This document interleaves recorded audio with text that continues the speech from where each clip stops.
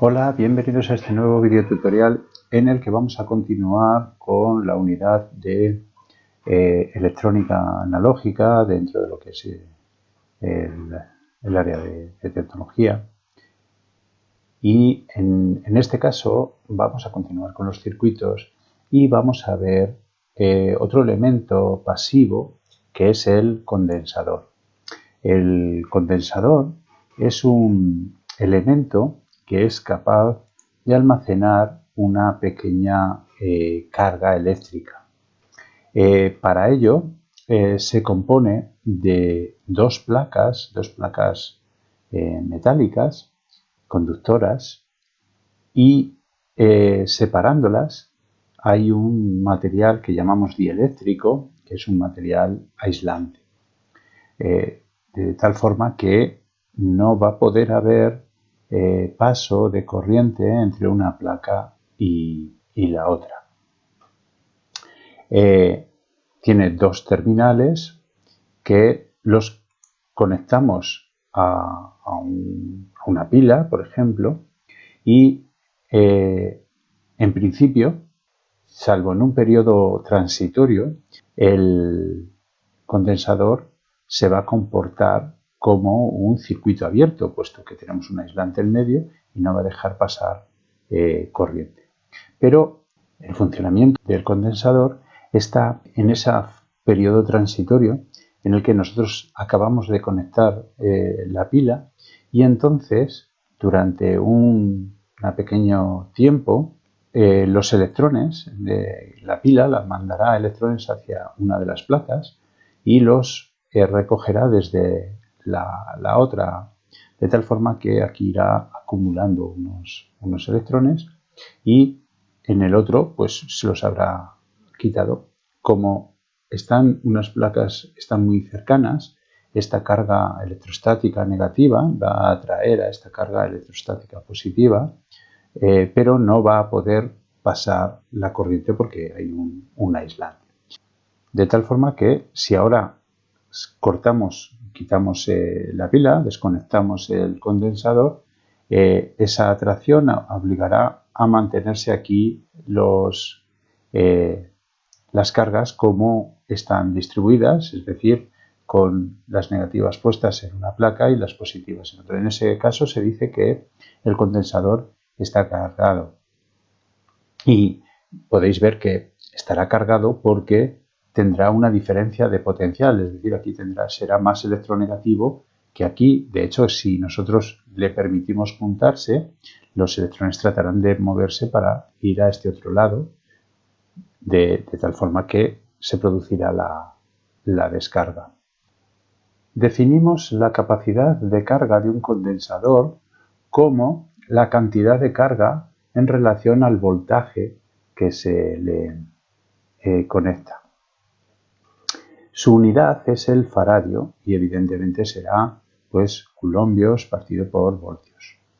Esto es una unidad que resulta bastante grande para las capacidades que conseguimos con los condensadores. De hecho, los condensadores habitualmente se miden en microfaradios, que son pues 10 a la menos 6 faradios, incluso en picofaradios, que son 10 a la menos 9 faradios. ¿Vale? Por lo tanto, esto resulta un número grande para la capacidad que tienen habitualmente los condensadores. Podemos estudiar la carga y la descarga y podemos hacer un circuito para comprobarlo, de tal forma que nosotros pongamos esa batería que lo va a cargar, pongamos una resistencia para que no se ocurra demasiado deprisa, para que haya un movimiento de electrones un poco más lento, y luego con un conmutador poner otro circuito que esté desconectado de la batería para poder descargar el condensador.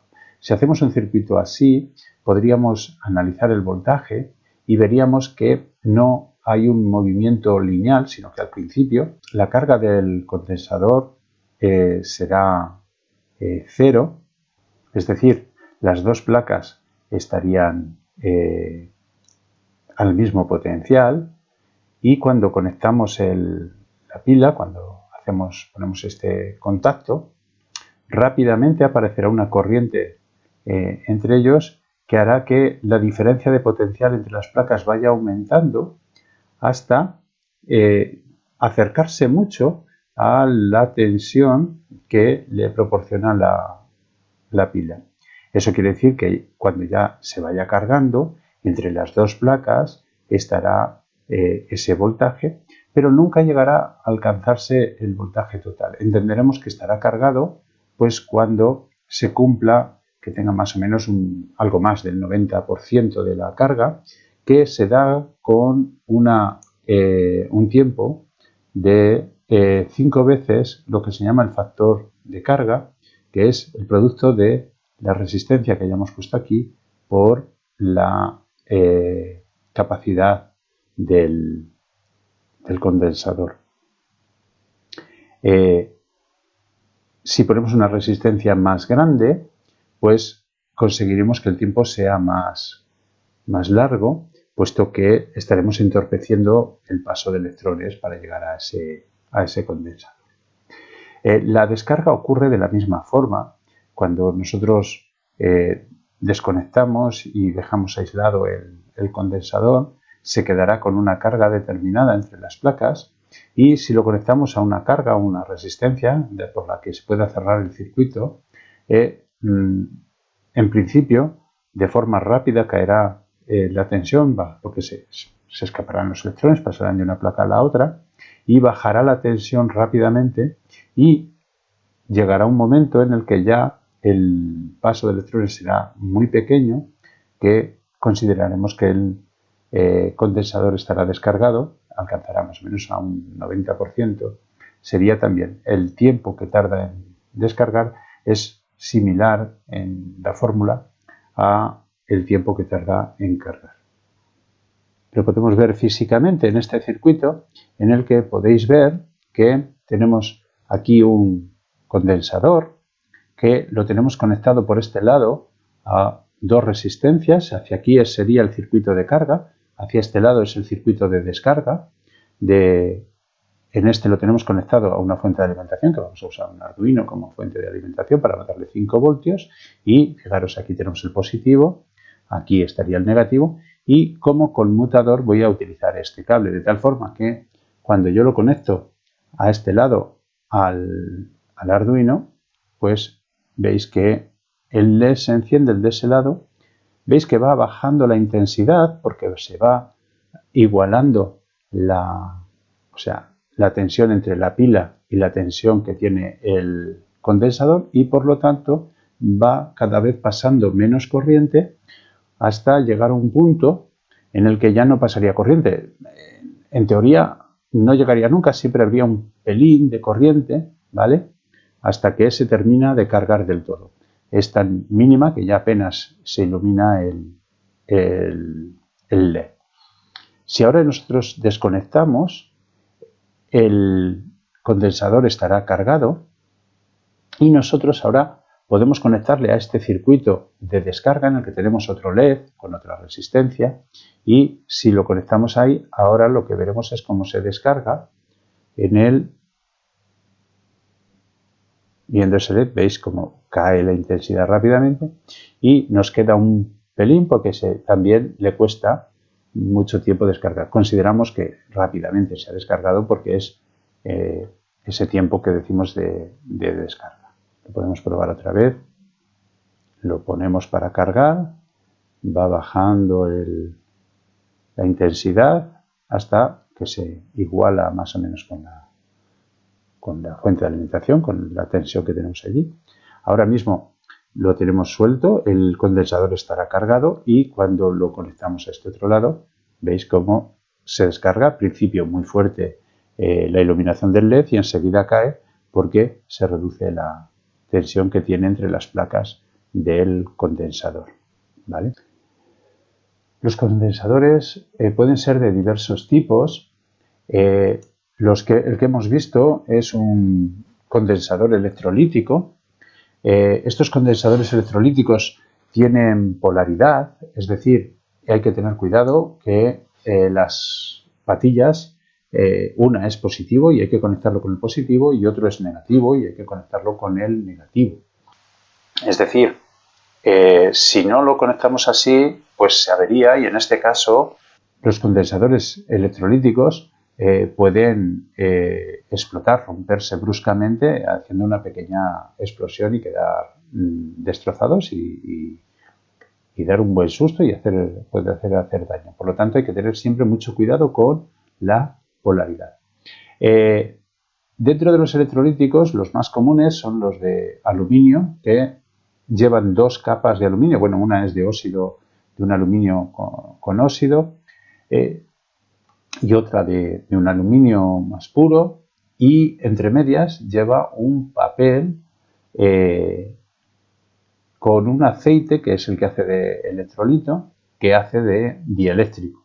¿De acuerdo? Esto se enrolla sobre sí mismo para darle mucha superficie a las placas, para hacerlas más grandes. Se saca un terminal de una de las placas, el otro terminal de la otra de las placas, luego se sella con una cápsula de plástico bien sellada para evitar que la evaporación del electrolito se seque y pues haga que pierda sus propiedades, y por debajo, con un taponcillo de plástico, se sella herméticamente y de ahí salen los dos terminales. Son los más comunes y tienen, bueno, pues unas capacidades de picofaradios hasta incluso llegar algunos a un faradio. Luego estarían de este tipo también otros que se llaman los supercondensadores con varios faradios de capacidad, pero en electrónica se utilizan con microfaradios o picofaradios. Otro tipo de condensadores también electrolíticos y algunos con polaridad son los de tantalio. Los de tantalio lo que tienen es que consiguen con un tamaño mucho más pequeño unas buenas capacidades.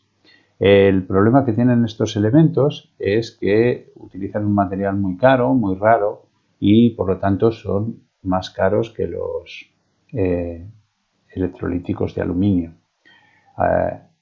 La ventaja es su tamaño, que es mucho más pequeño, y por lo tanto pues son utilizados en aquellos circuitos en los que vayan a ser importante la miniaturización.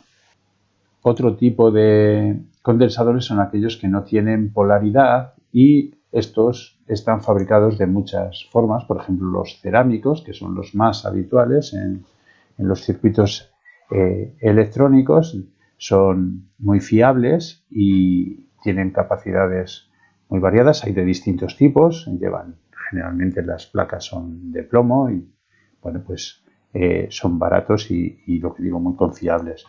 Hay otros, pues papel, de plástico, se pueden hacer de muchísimos elementos, de muchísimos materiales, y